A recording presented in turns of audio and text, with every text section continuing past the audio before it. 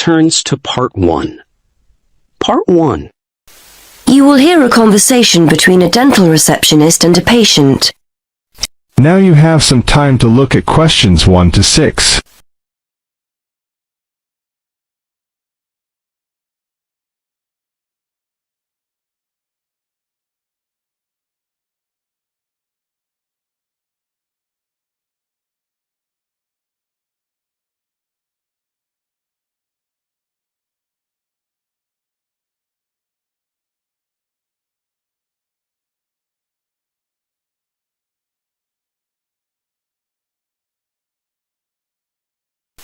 Now we shall begin. You should answer the questions as you listen, because you will not hear the recording a second time. Now listen carefully and answer questions 1 to 6. Hello, Mr. Budley. Is that your treatment finished for today? Yes, I've just had the X-ray for now. The dentist asked me to make another appointment to have one out, and then to get my teeth cleaned. Okay, let's have a look at what's available. I've got a couple of free slots next week on the 16th. That's the Wednesday. Monday and Tuesday are completely full, I'm afraid. Isn't there anything sooner than that? I'm in a lot of pain. Nothing this week? I'm afraid not. We're very busy this week. One of the dentists is away on holiday, so we're a little short-staffed. If someone cancels, I'll give you a call. But for the time being, shall I book you in for the 16th? We have a free slot at 1:30 and another one at 3:30. Okay, can you book me in at 3:30? Let me make a note of that. Oh, hang on. I can't make 3:30. I've got a meeting at 4 and I'll never get back in time. It'll have to be 1:30. Right, that's booked for you. Now, the extraction will be £90 and the X-ray is £20, so that's £110 altogether. How would you like to pay? Cash or cheque? I'm afraid we don't take cards. I'll pay by cheque, thanks. If it's okay, I'll pay for the X-ray now and the rest at my next appointment, just in case I have to cancel for any reason. That'll be fine. Just to let you know, we need at least 24 hours notice if you have to cancel, otherwise there's a £10 fee. So, the cheque, who shall I make it payable to? Sinclair Dental Surgeons. That's SINCLAIR. Before you hear the rest of the conversation, you have some time to look at questions 7 to 10.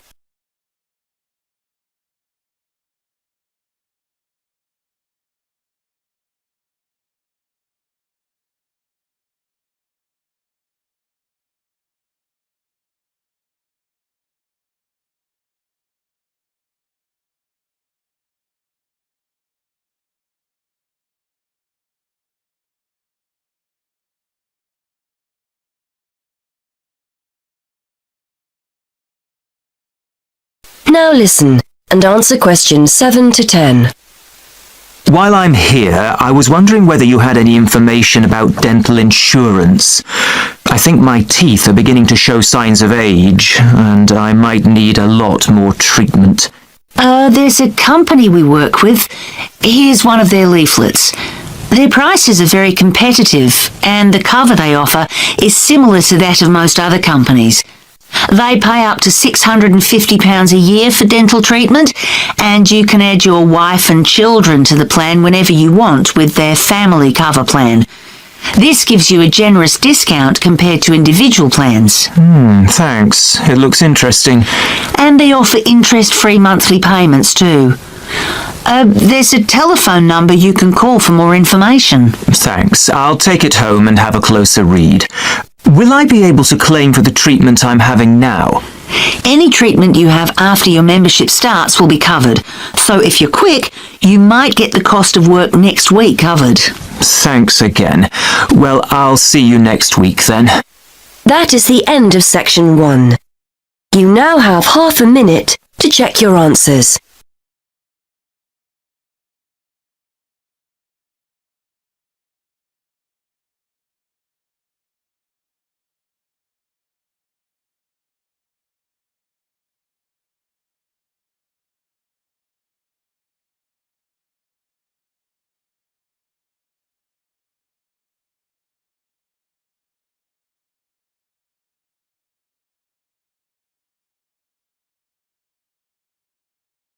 Now turns to Part 2. Part 2. You will hear a man giving some information about transport in London. You now have 30 seconds to read questions 11 to 15.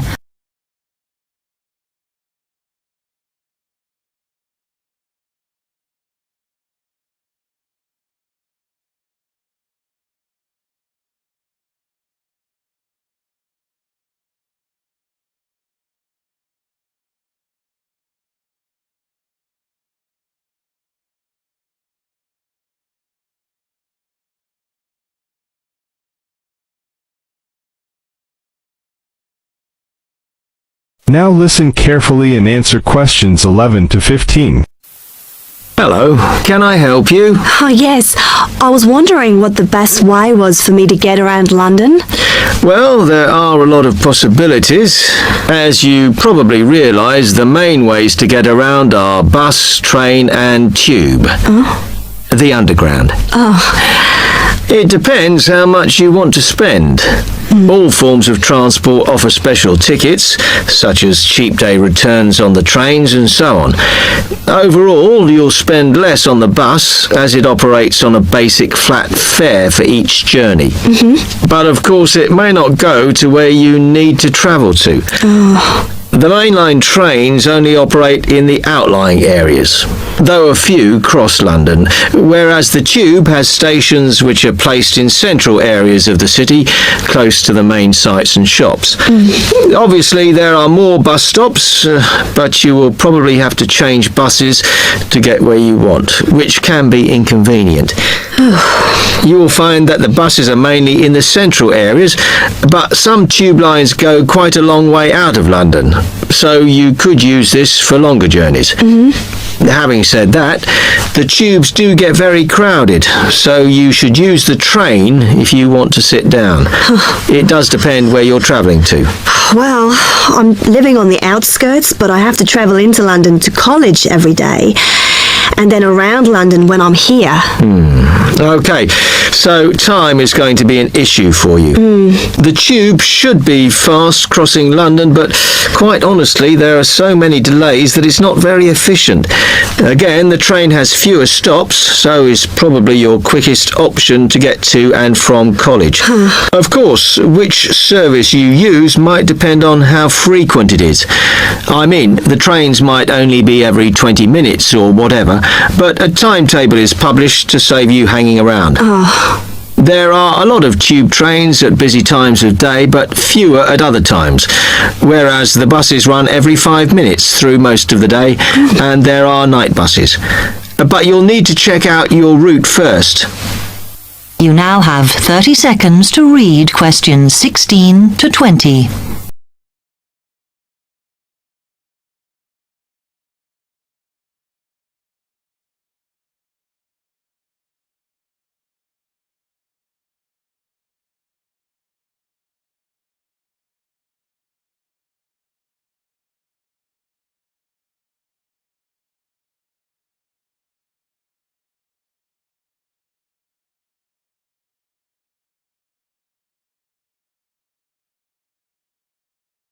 Now listen carefully and answer questions 16 to 20.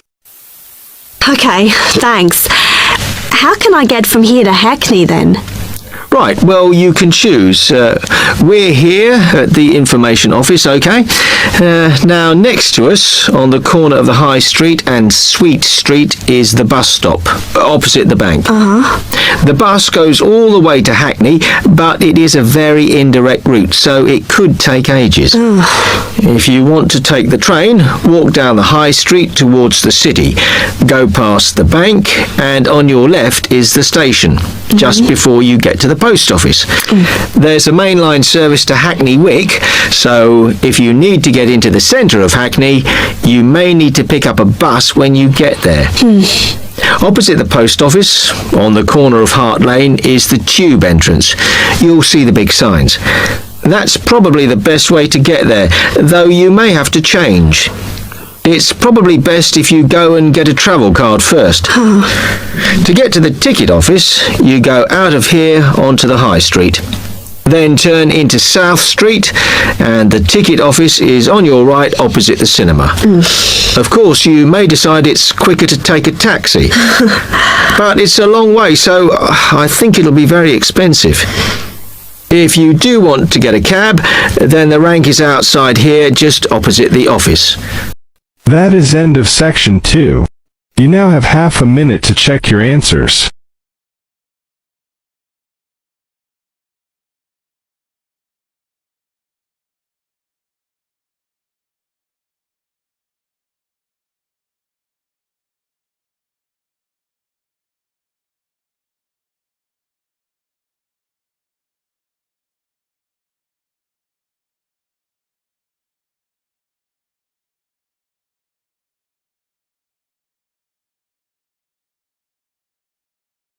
Now turns to part 3.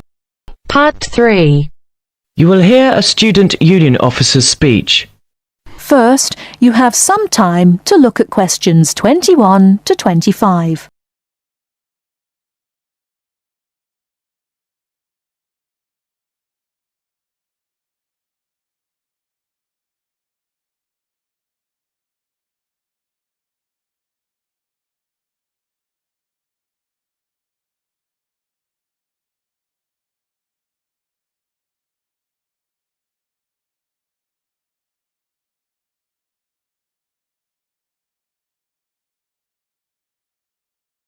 Now listen carefully and answer questions 21 to 25.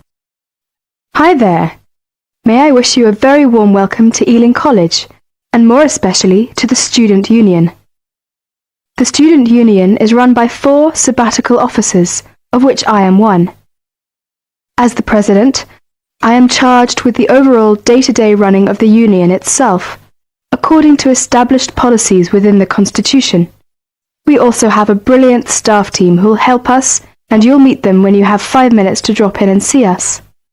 The last year has seen the Student Union grow from incorporating a bar and a few offices with a small shop into being a thriving concern, which controls, to its credit, 2 bars, a cafe bar or restaurant, a shop, a comprehensive welfare department, and numerous offices.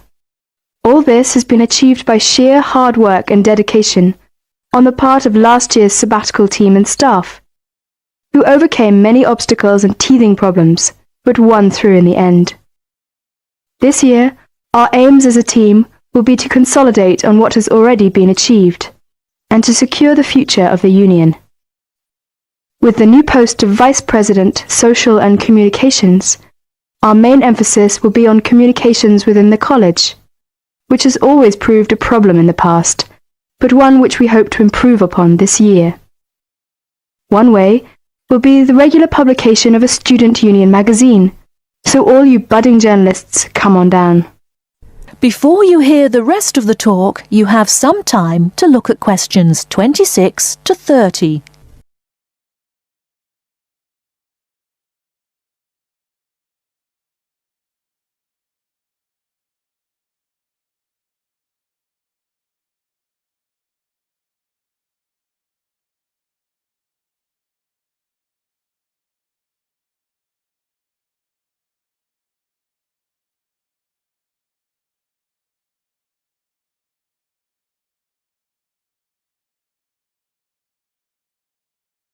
Now listen and answer questions 26 to 30. We are very aware that a lot of you have never had any contact with student unions before, and don't know what they are or what they can do for you. So basically, here's a quick rundown. If you have any problems at all, either when you start college or throughout your time here, don't hesitate to drop in the SU office in the North Building and see Pat, our office assistant. She will be able to help you with most of your day-to-day general inquiries, or if she can't, she will direct you to one of our staff who can. Myself and the other 3 vice presidents are here every day, and if you need to see us, just fix a time with Pat, and we'll be only too happy to help you. By the way, queries or problems can range from a late grant check, finding a place to live and academic matters, right through to the best places to eat, directions to the bar, or somebody blocking you in the car park. We'll give anything our best shot. Please remember, while you're at Ealing, that going to college is not just about education. Make sure you enjoy yourself as well, because believe me, time will fly once you're here. Ealing is a really good place to live, as there is lots to see and do. And don't forget, the metropolis of central London is only 20 minutes away by tube. Finally, the Student Union is an organisation run by students for students. So if there is anything you don't agree with, or you have any new ideas, please come along to the Union General Meetings and don't be afraid to speak up. Or you could give up a little of your time and stand for the Executive Committee, which is made up of students who help us out with lots of interesting things. I would like to take this opportunity to thank all the sabbaticals of the last 2 years who have worked so hard. My very special thanks goes to Winston, Martin and Peter and all the staff who not only did a great job, but have been my good friends as well. Lots of luck and success for your year at Ealing. Work hard, but play hard as well. That is the end of part 3. You now have half a minute to check your answers.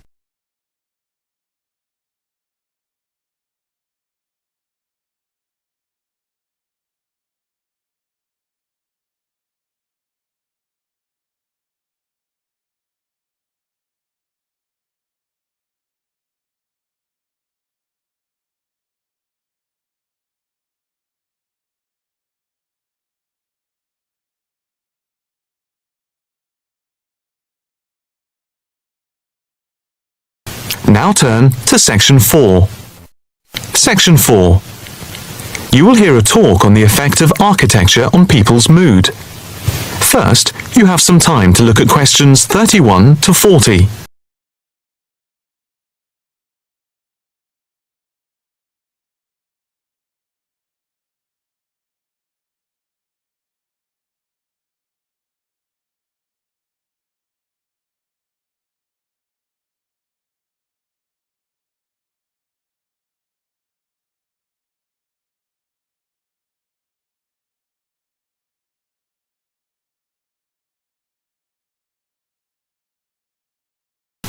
Now listen carefully and answer questions 31 to 40. My group has been doing a project on the importance of architecture in people's lives and whether it has any impact on the lives of people in general.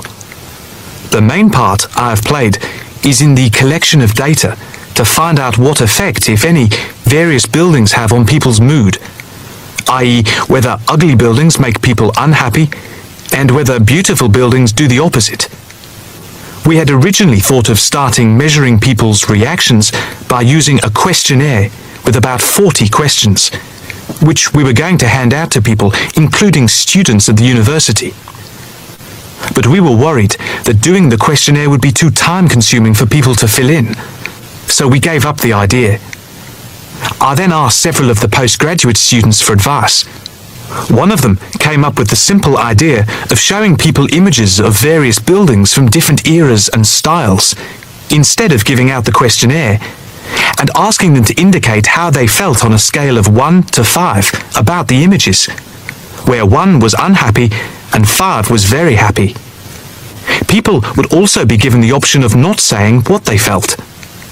Using the scale meant that it would be much simpler to record people's reactions. I decided to follow this advice, and so the first stage was to collect a large number of images. I used Google to print off colour images of views of houses and apartment blocks where people live, and different types of buildings where they work.